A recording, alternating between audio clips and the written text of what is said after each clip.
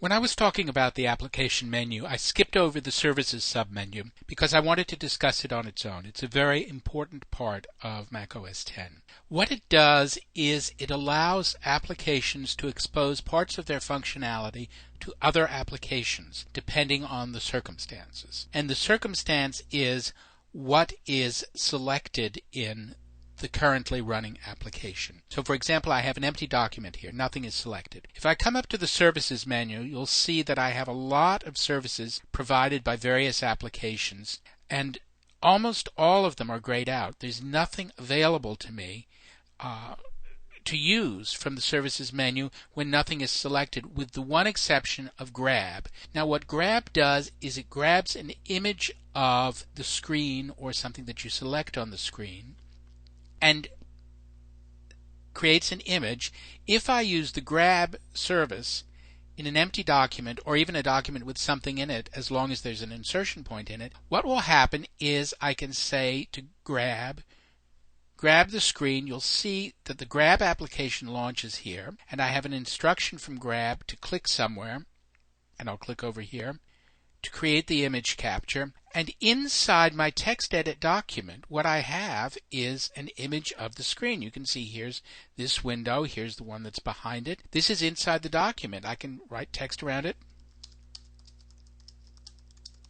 save it, print it, whatever. So Grab is one of the services that works when nothing is selected, because what it is able to do is to bring something into the application.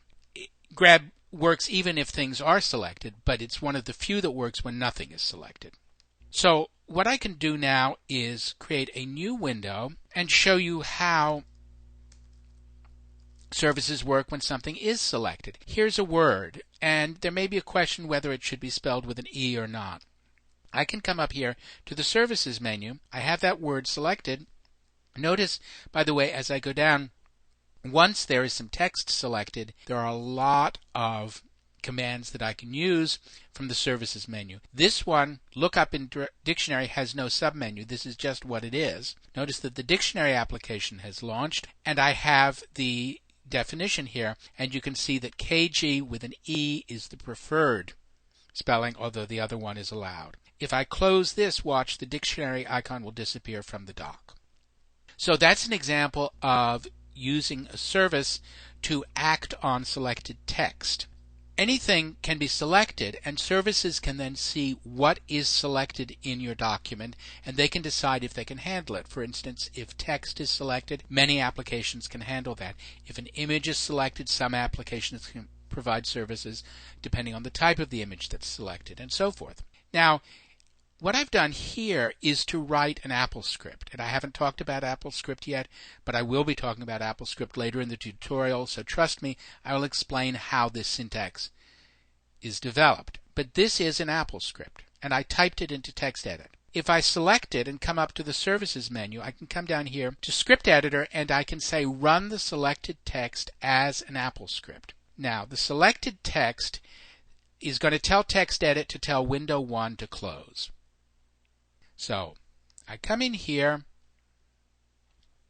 come to script editor, and I want to run that script. So I click here, script editor launches, and control is coming back to text edit. The command to close the window has been sent from script editor to text edit, and now I have the ability to say I want to save it, I don't want to save it, or cancel the command. But it was script editor that sent that command. I didn't click in a close box.